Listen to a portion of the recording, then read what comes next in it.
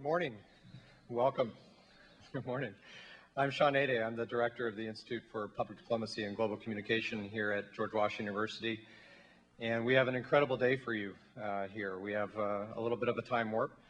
We start the morning going back to that wonderful summer 50 years ago. And then in the afternoon, we're going to look ahead to the future. And to get us in the mood, what you've been listening to is an amazing playlist of the songs that were popular in America and really many parts of the world 50 years ago. And it was put together by the incomparable Dick Golden, the host of GW's radio programs and the special assistant for broadcast operations with the Global Media Institute here at GW.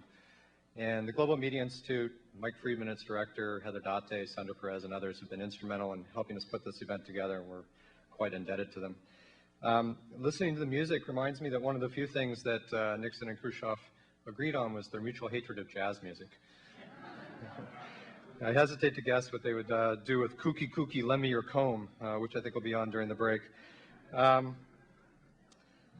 This conference, like any conference, is the product of a lot of hard work, and I dare say a lot of, I think, really creative, imaginative work on the part of many people, some of whom you're going to meet today up here on stage, but some of whom you won't, and I could never possibly mention everyone who's been involved in this. It's a cast, it's almost a Cecil B. DeMille production here, but I do want to note a few people. First and foremost, Mark Taplin, the Senior Public Diplomacy Fellow here at the Institute and a Senior Foreign Service Officer with the State Department, who has served much of his career in Moscow and other parts of Eastern Europe. Beverly Macy, who along with her husband Jack, Linda Gottlieb, Sarah O'Hagan, conference organizers, and Beverly, who was a guide at the event 50 years ago, has really been instrumental not only in using her experience to help us shape the morning, but also her creativity in helping shape the afternoon.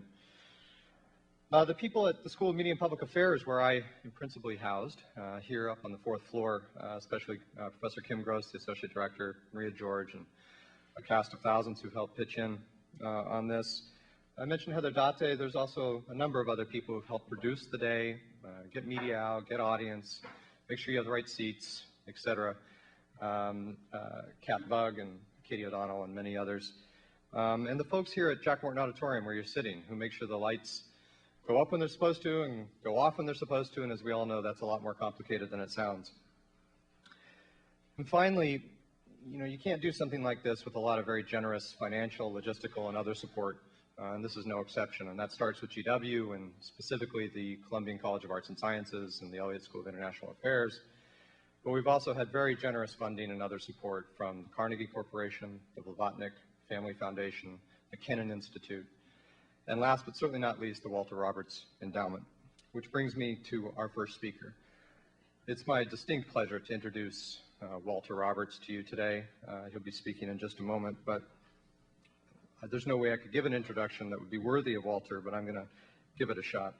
It's fair to say that this conference and all the work that we do at the Institute wouldn't be possible without the vision and really generosity of Walter. Walter is not only the father of this institute, but he's one of the founding fathers of American public diplomacy. Walter was instrumental in the creation of both the Public Diplomacy Council, an active membership organization based here in Washington, D.C., and the Institute for Public Diplomacy and Global Communication, which is formerly known as the Public Diplomacy Institute. We're grateful to the Roberts Endowment, which Walter created specifically to support the activities of this institute and for its generous support of this conference. No one in American public diplomacy has ever accomplished so much across so much time, so many decades as Walter.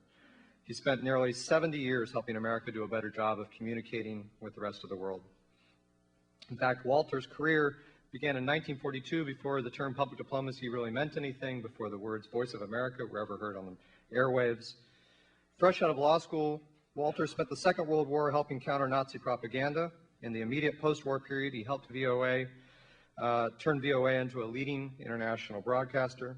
He was present at the creation of the U.S. Information Agency in 1953. He directed its programs in Europe during a critical period in the continent's history.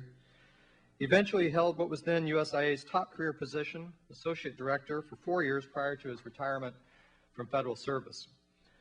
Walter's involvement in public diplomacy might have ended there, but he had the vision and foresight to seek ways of promoting public diplomacy outside of government. It was Roberts' idea to establish a public diplomacy institute at GW, originally directed by Professor Stephen Livingston here at GW's SMPA. And Roberts also generously created an endowment in his name for the Institute. Please welcome Dr. Walter Roberts.